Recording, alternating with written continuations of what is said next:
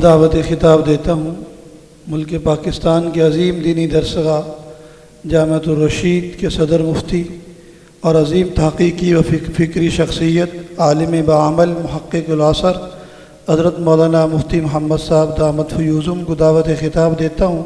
کہ وہ اپنے قیمتی جواہرات سے ہم سب کو مستفید فرمائیں۔ نحمده ونستعینه ونستغفره ونؤمن به ونتوکل علیہ ونعوذ باللہ من شرور انفسنا ومن سیئات اعمالنا من يهده الله فلا مضل له ومن يضلله فلا هادي له ونشهد أن لا إله إلا الله وحده لا شريك له ونشهد أن سيدنا وسندنا وحبيبنا ومولانا محمدا عبده ورسوله صلی اللہ تعالی علیہ وعلى آلہ واصحابہ وبارک وسلم تسلیما کثیرا کثیرا اما بعد فاعوذ باللہ من الشیطان الرجیم بسم اللہ الرحمن الرحیم قل هل يستوي الذين يعلمون والذين لا يعلمون إنما يتذكر أولو الألباب وقال تعالى يرفع الله الذين آمنوا منكم وعملوا الصالحات يرفع الله الذين آمنوا منكم والذين أوتوا العلم درجات۔ میرے قابل صد احترام علماء کرام، عزیز طلباء، معزز سامعین، یہ مبارک محفل ہے اور میرے لیے بہت ہی بڑی سعادت کی بات ہے کہ مجھے اس میں شرکت کا موقع مل رہا ہے اور آپ سے شرف ملاقات حاصل ہو رہا ہے۔ میں دارالعلوم گجرانوالہ کے محتمم حضرت مولانا مفتی محمد ادریس صاحب دامت برکاتہم، ان کے رفقاء منتظمین اور حضرت مولانا قاری محمد زکریا زکی صاحب دامت برکاتہم کا تہ دل سے شکر گزار ہوں کہ انہوں نے مجھے اس مبارک محفل میں شرکت کا موقع فراہم کیا۔ واقعہ یہ ہے کہ اس طرح کی مجالس ہی ہم سب کے لیے سرمایہ آخرت ہیں، اور یہ دینی مدارس ہی اس دنیا میں اللہ تعالیٰ کے عذاب کو ٹالنے کا ایک بہت بڑا ذریعہ ہے، اور یہی دینی مدارس ہیں کہ جو پوری امت کو گمراہی سے بچانے کا سبب ہیں، اور یہی دینی ادارے ہیں جو ہماری والے نسلوں کے ایمان کی حفاظت کے ضامن ہیں۔ اگر یہ دینی ادارے نہ ہوتے اور اگر یہ نہیں رہیں گے، اللہ نہ کرے، تو آپ یقین کریں کہ ہماری آنے والی نسلیں ایمان سے محروم ہوں گی۔ اور یہ میں مولوی ہونے کی وجہ سے نہیں کہہ رہا، یہ حقیقت ہے، اور اس حقیقت کا اعتراف اور اس کا اقرار اور اس کا اعلان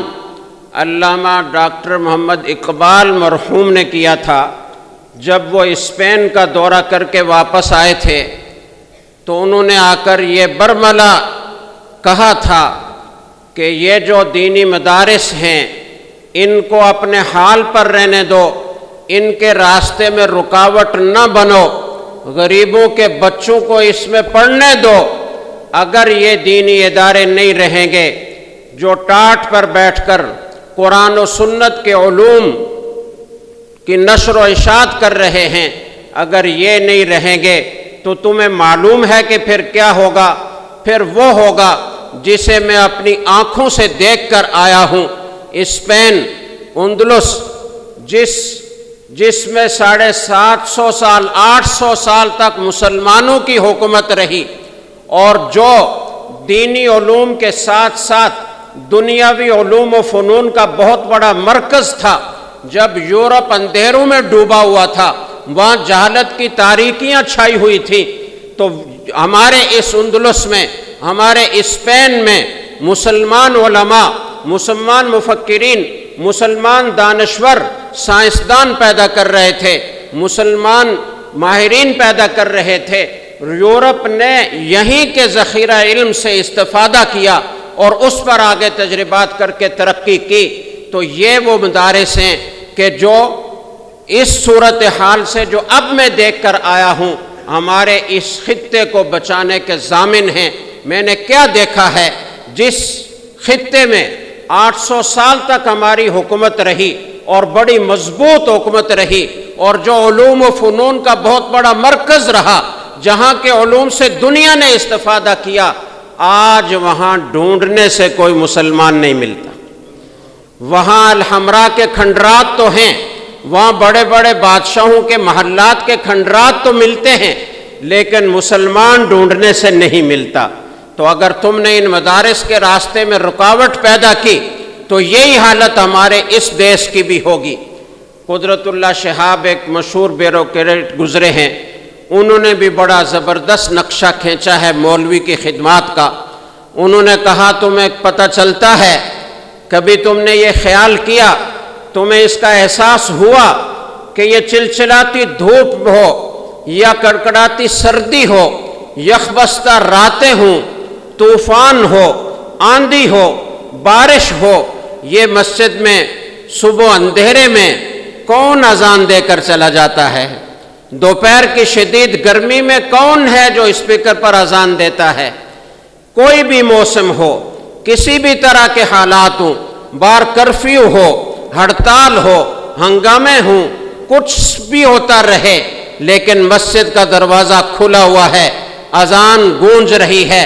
اللہ کی ندا بلند ہو رہی ہے، اللہ اکبر کی صدائیں آ رہی ہیں۔ یہ کون کر رہا ہے؟ یہ اس مدرسے کا مولوی کر رہا ہے۔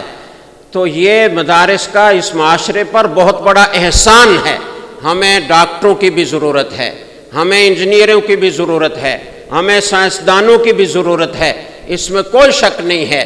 زندگی گزارنے کے لیے جن جن چیزوں کی، جن جن شعبوں کی ضرورت ہے، ان شعبوں کے ماہرین کی بھی ضرورت ہے،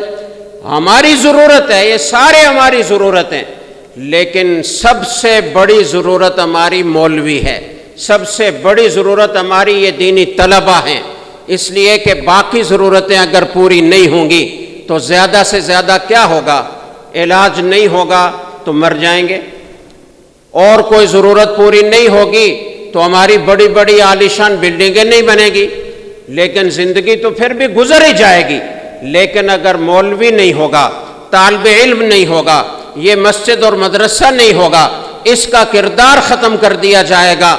تو ہماری آنے والی نسلیں نہیں، موجودہ نسلیں بھی ایمان سے محروم ہو جائیں گی۔ چاروں طرف سے ایمان کے لٹیرے، دہریہ، ملحدین، مستشرقین اپنے تمام اسلحہ کے ساتھ اور پوری طرح مسلح ہو کر، ظاہری طور پر دلائل کے ساتھ بہت زیادہ اپنی قوت جمع کر کے، وہ دینی علوم کو اور عقائد و نظریات کو مٹانا چاہتے ہیں۔ صحیح عقائد کی بجائے، صحیح نظریات کی بجائے ملحدانہ نظریات پھیلانا چاہتے ہیں، اور وہ اس معاشرے سے مولوی کا اور مدرسہ کا کردار ختم کرنے کے لیے ایڑی چوٹی کا زور لگا رہے ہیں۔ اس کے لیے انہوں نے بجٹ مختص کر رکھے ہیں، اس کے لیے انہوں نے ادارے بنا رکھے ہیں جہاں ہزاروں لوگ کام کر رہے ہیں، وہ ہمارا پورا ڈیٹا جمع کرتے ہیں، ہماری کمزوریوں کو تلاش کرتے ہیں، ہمیں آپس میں لڑانے کے لیے اقدامات کرتے ہیں، ہمارے فرقہ وارانہ اختلافات کو ہوا دینے کی کوشش کرتے ہیں، طرح طرح کے اقدامات کر کے اس مولوی کو بدنام کرنے کی، اس کے کردار کو معاشرے سے ختم کرنے کی کوششوں میں لگے ہوئے۔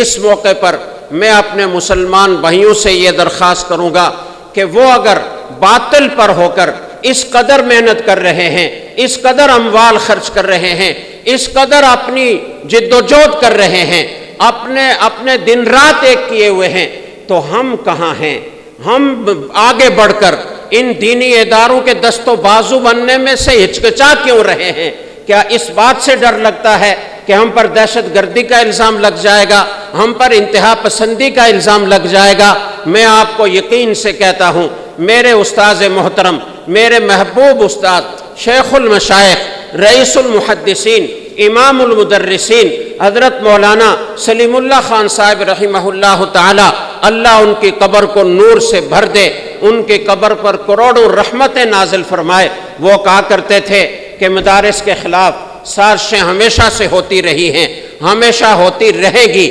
لیکن تم نے گھبرانا نہیں۔ میں اللہ پر اعتماد کرتے ہوئے کہتا ہوں کہ اس مدرسے کو، اس خطے سے، ہمارے ملک سے، اس معاشرے سے کوئی دنیا کی طاقت ختم نہیں کر سکتی۔ مسلمانوں کو آگے بڑھنا چاہیے، ان مدارس کا دست و بازو بننا چاہیے،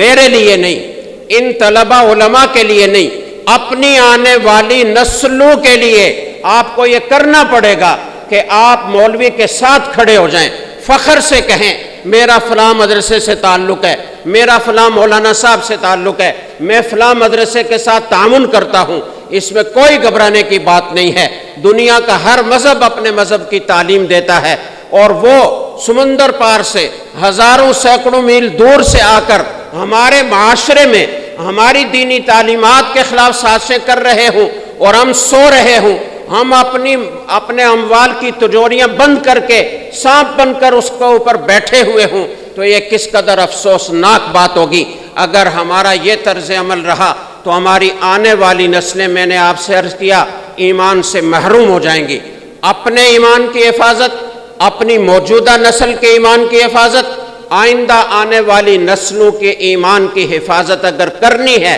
تو اس مدرسے کو آباد رکھیے، اس کی ضرورتوں کو پورا کیجیے، اس کے کردار کو آگے بڑھائیے، ان کو پریشان نہ ہونے دیجیے، ان کو اپنی تحقیقات کے لیے، ان کو فتوے کے لیے، ان کو درس و تدریس کے لیے آپ ذہنی طور پر ایسا فارغ رکھیں کہ محتمم صاحب کو یہ فکر نہ ہو کہ کل کے لیے راشن نہیں ہے، اس کا انتظام کیسے ہوگا، آنے والے مہینے کے لیے مدرسین کی تنخواہ نہیں ہے، وہ کہاں سے آئے گی۔ ان کو یہ فکر کرنے کی ضرورت نہ پیش آئے، یہ اپنی صلاحیتیں اپنے تعلیمی نظام کو بہتر کرنے کے لیے لگائیں، یہ اپنی صلاحیتیں تحقیقات کو آگے بڑھانے کے لیے لگائیں، یہ وہ فکری رہنمائی دینے کے لیے اپنا کردار ادا کریں۔ یہ مالیات اور انتظامی امور سے اور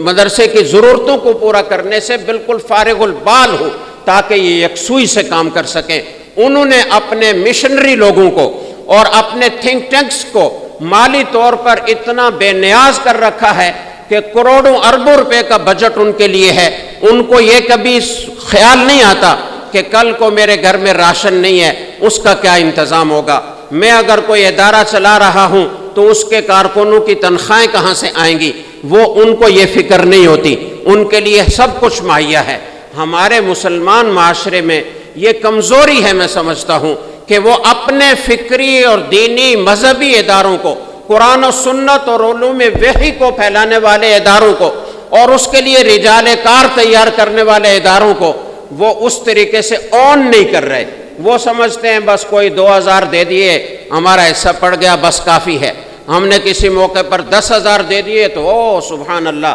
اتنا بڑا حصہ تو ڈال دیا، اپنی ذمہ داری اس قدر سمجھتے ہیں۔ یہ کافی نہیں ہے، اگرچہ یہ بھی اللہ کے ہاں اگر قبول ہو جائے تو بہت بڑی قدر و قیمت رکھتا ہے، لیکن اس سے کام نہیں چلے گا۔ آپ کو مدرسے کی مالیات کو سمجھنا ہوگا، دیکھنا ہوگا، خود جائزہ لینا ہوگا کہ کیا کیا ضرورتیں ہیں، ہمارے مدرسین کی تنخواہیں کتنی ہیں، کیا اس تنخواہ میں ان کے بچوں کی ساری ضروریات پوری ہو رہی ہیں۔ وہ علاج معالجہ کرنے کے لیے کہیں سوچ میں تو کئی دنوں تک نہیں پڑے رہتے کہ اچھے ڈاکٹر کو دکھانے کی فیس 2000 ہے، 2000 میری جیب میں نہیں ہے، کہاں سے ادا کروں؟ میرے مولوی کو یہ سوچنے کی ضرورت پیش آئے، مسلمان معاشرے میں رہتے ہوئے جو ہمارے ایمان کی حفاظت کا ضامن ہے، جو ہمارے آنے والی نسلوں کے ایمان کی حفاظت کا ضامن ہے، اس کے پاس ڈاکٹر کو بچہ دکھانے کی فیس نہ ہو، یہ ہمارے لیے کس قدر شرم کا مقام ہے۔ وہ اپنے بچوں کو اچھی تعلیم دینے کے لیے اچھے ادارے میں داخل نہیں کرا سکتا چونکہ اسے فیس نہیں ہے۔ وہ اپنی والدہ اگر اس کو کسی شدید بیماری کا سامنا ہے تو وہ اسپتال داخل کرنے سے پہلے 100 دفعہ سوچتا ہے کہ اس کے اخراجات کہاں سے آئیں گے۔ تو یہ کیا ہو رہا ہے؟ یہ اس معاشرے کی ذمہ داری نہیں کہ جو لوگ ہمارے دین ایمان کو محفوظ کرنے کے لیے بیٹھے ہوئے ہیں، دن رات ایک کر کے اپنی صلاحیتیں لگا رہے اور ساری سختیاں برداشت کر رہے ہیں، وہ ان کو ہم ضروریات کے اعتبار سے خود کفیل کر لیں، ان کو بے نیاز کر دیں، ان کو بے فکر کر دیں تاکہ وہ یکسوئی سے کام کر سکیں، ان کو ہر وقت یہ فکر نہ لگی رہے کہ کل کو کیا ہوگا۔ تو یہ ہمارے معاشرے کی ذمہ داری ہے۔ عوام کو تو مجھے یہ پیغام دینا تھا، اللہ تعالیٰ اس کو سمجھنے کی توفیق عطا فرمائے اور ان اداروں کو اپنے گھر کی طرح چلانے کی توفیق عطا فرمائے۔ اگلی بات میں اپنے طلباء سے کرنا چاہتا ہوں کہ آپ حضرات فارغ ہو رہے ہیں اور اب آپ کو معاشرے میں جا کر دین کی شمع کو روشن کرنا ہے اور اس دیے سے دیا جلانا ہے اور معاشرے میں آپ کو بھرپور کردار ادا کرنا ہے۔ معاشرے میں کردار ادا کرنے کے لیے جہاں آپ کی تعلیمی استعداد میں پختگی ضروری ہے کہ اس وقت جس قسم کے فتنے دین کے خلاف اٹھ رہے ہیں فکری اور علمی میدان میں کہ وہ بہت گہرے ہیں، وہ ہمارے دین کی بنیادوں کو ہلا رہے ہیں، اور ہمارا مطالعہ صرف اپنی درس نظامی کی کتب تک محدود رہتا ہے اور اس میں بھی استعداد وہ اعلیٰ نہ ہو تو کام نہیں چلتا۔ تو پہلا نمبر تو یہ ہے کہ یہ درس نظامی کی جو کتابیں ہیں ہماری، یہ ان میں آپ کی استعداد پختہ ہو، اگر اس میں کوئی کمزوری رہ گئی ہے تو اسے پورا کرنے کی فکر کیجئے۔ جب تک آپ کی ان علوم میں استعداد پختہ نہیں ہوگی، آپ معاشرے میں پیدا ہونے والے اور دنیا بھر سے جاری کیے جانے والے فتنوں کا مقابلہ نہیں کر سکتے، ان کے دلائل کا آپ جواب کمزور استعداد کے ساتھ نہیں دے سکتے، اس لیے کہ وہ بہت اندر گھس کر کام کرتے ہیں۔ میں آپ کو ایک واقعہ سناتا ہوں۔ ایک نواب صاحب تھے، نواب آپ چرتھالوی اس طرح کا کوئی نام مجھے یاد پڑتا ہے، تو برطانیہ کے کوئی بہت بڑے وہاں کے ماہر تعلیم تھے، وہ ان کے دوست تھے۔ ہندوستان میں جب ان کی انگریزوں کی حکومت تھی اس زمانے میں تعلقات پیدا ہوئے۔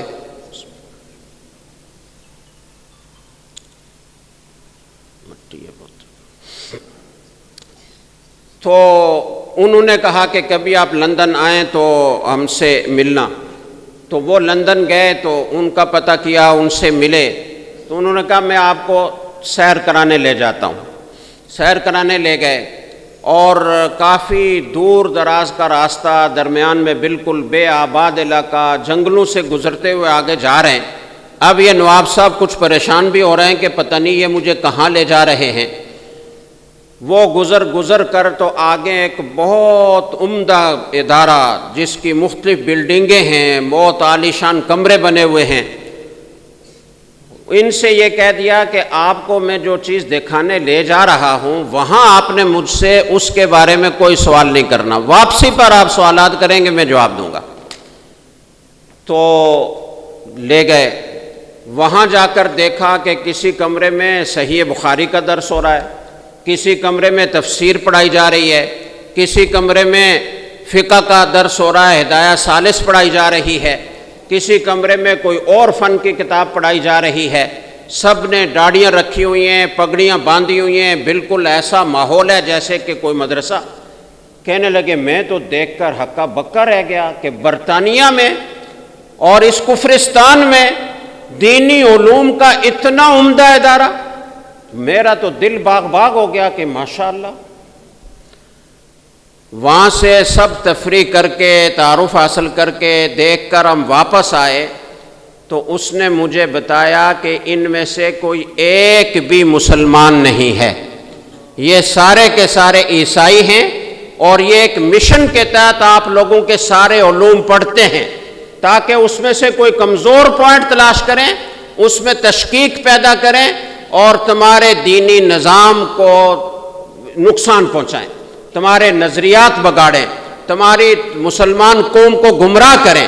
تو وہ ہمارے علوم اتنی گہرائی سے حاصل کر رہے ہیں، تو آپ اندازہ لگائیں کہ ان کی سازشیں کتنی گہری ہیں، وہ کتنا مطالعہ کرتے ہیں، کتنی تحقیقات کرتے ہیں، اور اس کے بعد پھر ہمارے دینی نظام، کسی تفسیر، کسی حدیث، کسی فقہی مسئلہ پر وہ اشکالات کرتے ہیں، تو وہ بہت گہرے اشکالات ہوتے ہیں۔ جب تک آپ کی استعداد ان علوم دینیہ میں پختہ نہیں ہوگی اور اصول میں خاص طور سے مہارت نہیں ہوگی، اس وقت تک آپ ان کے ان اشکالات کا جواب دینے کی پوزیشن میں نہیں ہوں گے۔ تو ایک تو ان علوم میں استعداد آپ کی پختہ ہونی چاہیے۔ نمبر 2، معاشرے میں کام کرنے کے لیے اس وقت آپ کو کچھ اضافی صلاحیتیں اور کچھ مہارتیں حاصل کرنے کی ضرورت ہے۔ معاشرے سے ہمیں اتنا کاٹ کر رکھا گیا اور ہم خود بھی کٹے رہے، اس کا نتیجہ یہ ہے کہ معاشرہ ہماری زبان نہیں سمجھتا، ہم معاشرے کی زبان نہیں سمجھتے۔ کوئی اگر تاجر آ کر اسٹاک ایکسچینج میں شیئرز کے کاروبار سے متعلق مسئلہ پوچھے تو ہمارا طالب علم، میں علماء کا نام نہیں لوں گا، ہمارا طالب علم اس صورت مسئلہ کو سمجھنے سے قاصر ہوتا ہے، اس لیے کہ آنے والا ایک تو آدھی سے زیادہ انگلش میں گفتگو کر رہا ہوتا ہے جو ہمارے پلے نہیں پڑتی، اور دوسرا وہ اس وقت کرنٹ جو صورتیں ہیں مارکیٹ میں، جن صورتوں سے کاروبار ہو رہا ہے، اور وہ اتنا پھیل گیا ہے، اتنا پیچیدہ ہو گیا ہے، اس میں نت نئے اتنی شکلیں آ گئی ہیں کہ آج سے 25-30 سال پہلے اس کا کوئی تصور نہیں تھا۔ آپ اندازہ اس سے لگائیں کہ آج ایک کمپنی کا بجٹ آج سے 30 سال پہلے، 35 سال پہلے کے پورے ملک سے بجٹ سے بڑھ گیا ہے۔ تجارت اتنی آگے چلی گئی ہے،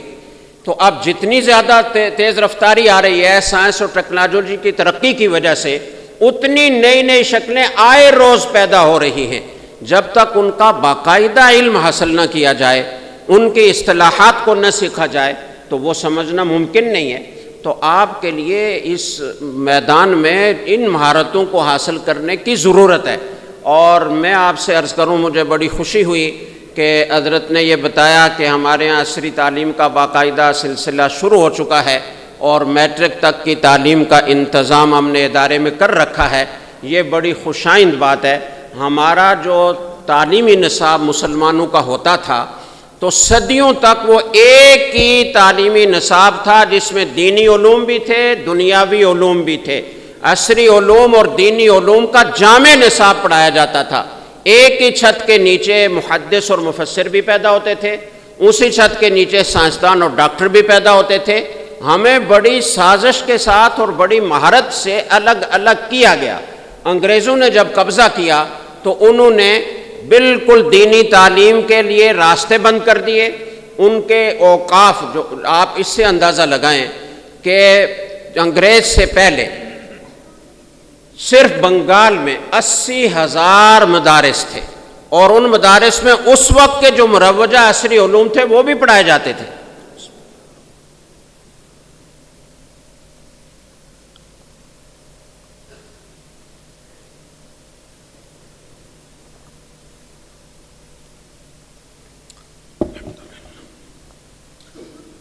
دہلی میں 10,000 مدارس تھے، یعنی تعلیمی ادارے تھے، اس میں دینی اور عصری علوم کا فرق نہیں تھا، اور دہلی کے مضافات میں 7,000 مدارس تھے۔ ان سب میں وہ ساری چیزیں پڑھائی جاتی تھیں۔ جس انجینئر نے تاج محل دنیا کا 7واں عجوبہ تعمیر کیا ہے، وہ اور مجدد الفسانی رحمۃ اللہ علیہ ایک ہی تعلیمی ادارے کے فاضل ہیں۔ ان کا نام بھی احمد، ان کا نام بھی احمد۔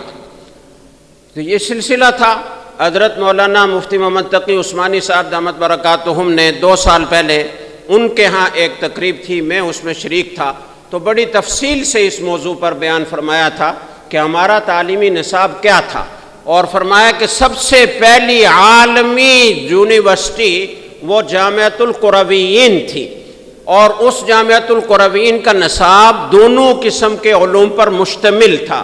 بڑے بڑے محدثین بھی وہاں سے پیدا ہوئے، ابن رشد مالکی جیسے فلسفی اور فقیہ بھی وہاں سے پیدا ہوئے، بڑے بڑے سائنسدان بھی وہاں سے پیدا ہوئے، اور فرمایا کہ میں 2 دفعہ وہاں گیا ہوں، ان حضرات نے اس زمانے کے سائنسدانوں کی جو ایجادات تھیں ان کے نمونے اب تک وہاں رکھے ہوئے ہیں، اور میں نے اپنی آنکھوں سے ان کو دیکھا ہے، ان کی مسندیں بھی انہوں نے محفوظ کر رکھی ہیں، یہ قاضی بیضاوی کی مسند تھی، یہ ابن رشد مالکی کی مسند تھی، یہ فلاں کی مسند تھی، یہ فلاں کی مسند تھی، تو یہ سارا سلسلہ اسی طرح صدیوں تک چلتا رہا، تو باقاعدہ ایک سازش کے ساتھ الگ اس کو کیا گیا، اور پھر ہمارے اکابر کو بھی اس کا ادراک اور احساس تھا، اور مختلف اوقات میں ان حضرات نے اس کے لیے اقدامات کیے، غور و فکر کیا، مشورے کیے،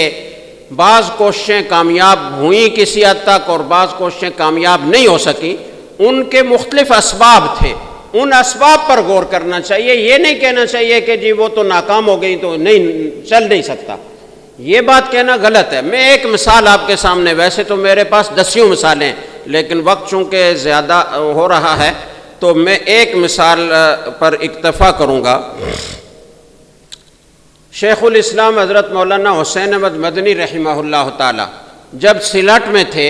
تو انہوں نے ایک 16 سالہ نصاب مرتب فرمایا تھا، اور اس کو 3 مراحل پہ تقسیم کیا تھا۔ ایک مرحلہ متوسطہ تھا، دوسرا ابتدائیہ تھا پرائمری، متوسطہ تھا، اور تیسرا وہ نہایہ کا مرحلہ تھا۔ پہلے 3 سال، پھر اس کے بعد 5 سال، اور پھر 8 سال، یہ کل 16 سال کا نصاب تھا۔ اس 16 سالہ نصاب میں جہاں قرآن و سنت ہے، جہاں فقہ اصول فقہ ہے، جہاں فلسفہ اور منطق ہے، وہاں سائنس بھی ہے، طب بھی ہے، جغرافیہ بھی ہے، حتیٰ کہ جغرافیہ کی اتنی مشق طالب علم کو خود نقشہ لکھنا ہوگا اپنے علاقے کا، بنگال کا نقشہ لکھیں گے، نقشہ نویسی کی مشق تک ان کو کروائی جاتی تھی۔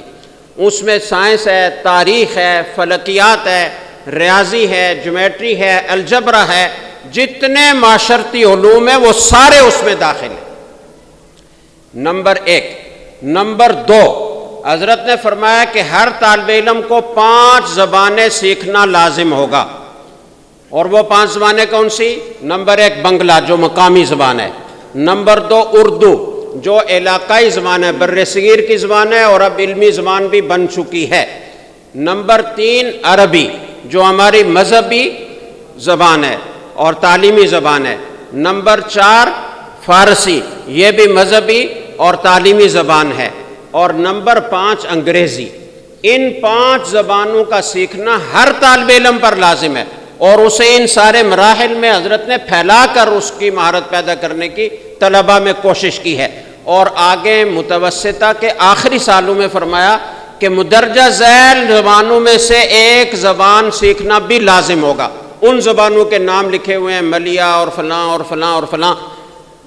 یعنی کل 6 زبانیں ہر طالب علم کو سیکھنا لازم ہوگا، اور ایک یونیفارم ہوگی باقاعدہ۔ روزانہ طلبہ اساتذہ کی نگرانی میں اخبارات اور جرائد کا مطالعہ کریں گے تاکہ انہیں معاشرے سے واقفیت حاصل ہو، اور اس نصاب کے مقدمے میں حضرت نے یہ لکھا ہے کہ یہ نصاب ہم تیار کر رہے ہیں، اور کوئی بھی تعلیمی نصاب جامد نہیں ہوتا، نصاب زمانے کے تحرک کے ساتھ متحرک ہوتا ہے، زمانے میں تبدیلیاں ایک لابودی اور بدہی چیز ہے، اور وہ ہوتا ہے، تو جب زمانے میں تبدیلیاں آتی ہیں تو اس کے تقاضے بدلتے ہیں، ان تقاضوں کو پورا کرنے کے لیے تعلیمی نصاب میں بھی تبدیلیاں یا مفید اضافات کی ضرورت ہوتی ہے۔ دینی علوم کے لیے درس نظامی بہترین نصاب ہے، لیکن جو جدید تقاضے پیدا ہوتے رہتے ہیں ان کو پورا کرنے کے لیے ہمیں کچھ اضافی چیزیں سیکھنے سکھانے کی ضرورت پیش آتی ہے۔ تو حضرت نے فرمایا کہ ہر 3 سال کے بعد ماہرین تعلیم اس نصاب پر غور فرمائیں گے، اور فرمایا کہ میں نے دنیا بھر کے نصاب دیکھ کر یہ نصاب مرتب کیا ہے۔ میں نے مصر اور قاہرہ کا نصاب دیکھا، عرب ممالک کی یونیورسٹیوں کا نصاب دیکھا، سمرقند بخارا کا نصاب دیکھا، مغربی ممالک کی یونیورسٹیوں کا نصاب دیکھا، اور ان سارے نصابوں کو دیکھنے کے بعد میں نے یہ نصاب مرتب کیا ہے۔ یہ ہے۔ اب یہ نصاب آگے چلا نہیں، تو ایک بڑا سوال پیدا ہوتا ہے کہ اگر حضرت مدنی رحمۃ اللہ علیہ یہ نصاب بنا کر اس کو نہیں چلا سکے تو اور کون چلا سکتا ہے؟ گویا ناکام تجربہ، چھوڑو ایسی باتیں نہ کیا کرو، یہ ایک بات کہی جاتی ہے، لیکن اسباب پر نہیں غور کیا جاتا کہ وہ کیوں چل نہیں سکا۔ ہو سکتا ہے کہ کوئی ایسے اسباب ہوں جو اس وقت تھے، اب آپ ان اسباب کا علاج کر سکتے ہیں اور ان کو دور کر سکتے ہیں اور اس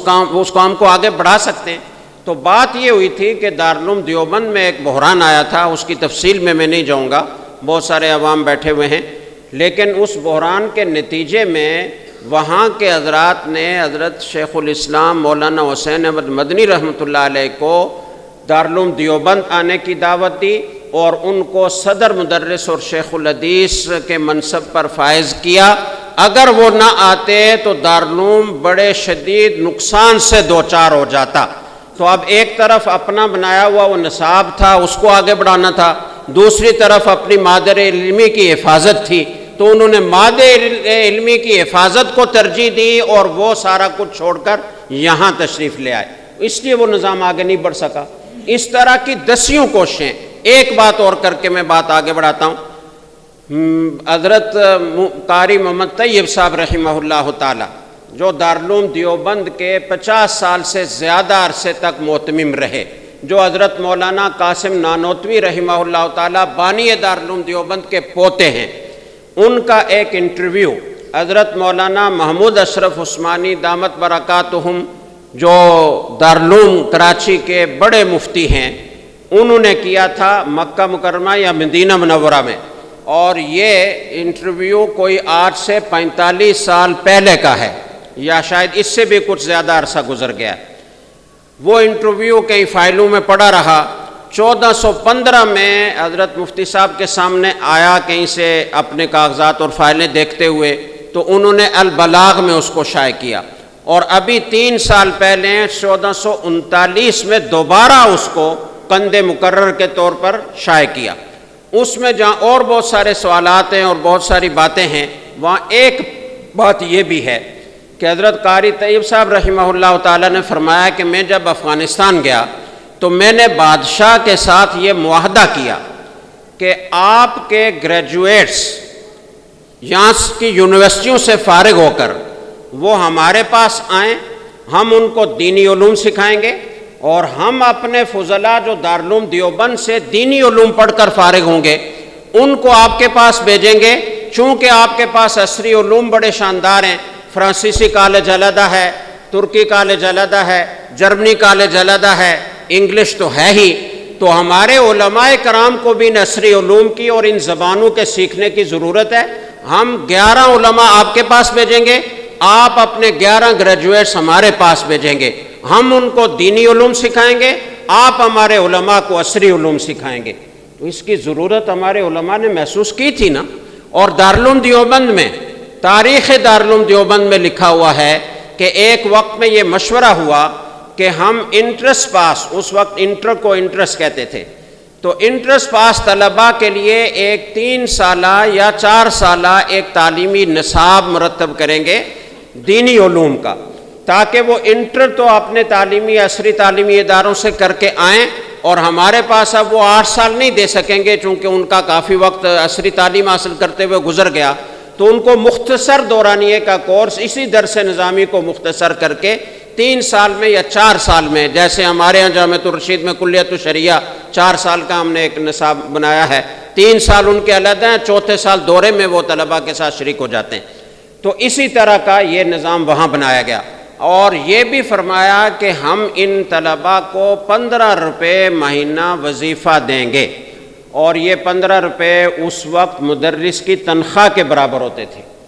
تاکہ یہ لوگ آئیں اور دینی علوم سیکھیں۔ انگریز نے جو ہمیں الگ الگ کیا ہے کہ ایک کا رخ اس طرف ہے دوسرے کا اس طرف ہے، دونوں ایک دوسرے کو دشمن سمجھتے ہیں، ایک دوسرے کے بارے میں بہت ساری غلط فہمیاں بھی پائی جاتی ہیں جن کا حقیقت سے کوئی تعلق نہیں ہے، تو یہ ایک دوسرے کے قریب آئیں اور ایک دوسرے کی صلاحیتوں سے فائدہ اٹھائیں، اور تاکہ اس معاشرے کو فائدہ ہو اور پورا معاشرہ دینی اور دنیاوی دونوں اعتبار سے آگے بڑھے۔ تو یہ ہمارے اکابر کے مختلف اوقات میں کیے ہوئے مشورے اور اٹھائے گئے اقدامات ہیں۔ تو اہل مدارس کو، اہل علم کو اب اس طرف آنا پڑے گا، اور جرأت کے ساتھ اور مستعدی کے ساتھ آنا پڑے گا کہ مقاصد شریعت میں تو کسی قسم کا کوئی سمجھوتا نہ ہو، ہم اس کے ایک ایک شوشے کی حفاظت کرنے والے ہوں، لیکن جن صلاحیتوں کی ضرورت ہے اسی قرآن کے بہترین پیغام کو، جو سب سے بڑا نظام حیات ہمارے پاس اللہ کا نازل کیا ہوا ہے، اور دنیا اپنے اپنے نظام سے تنگ آ چکی ہے، وہ سخت پریشان ہے، اضطراب میں ہے۔ ہم اس پیغام کو لے کر حجروں میں بیٹھے ہوئے ہیں، ہمیں وہ مہارتیں حاصل کرنی ہیں کہ ہم اس پیغام کو دنیا کے کونے کونے تک پہنچائیں۔ ہمیں کسی فورم پر کھڑا کر دیا جائے، ہم ان کی زبان میں، ان کی نفسیات کو سامنے رکھ کر، ان کے اسلوب میں ان سے بات کر سکیں، اور اس مضبوط پیغام کو مؤثر طریقے سے ان تک پہنچا سکیں اور ان کے ذہن نشین کر سکیں۔ ہمیں ایسے رجال کار کی ضرورت ہے۔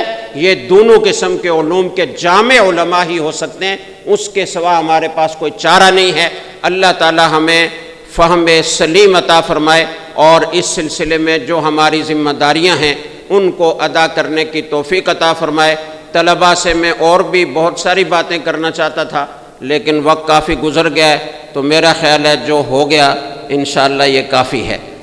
وآخر دعوانا ان الحمدللہ رب العالمین۔ جزاک اللہ خیرہ۔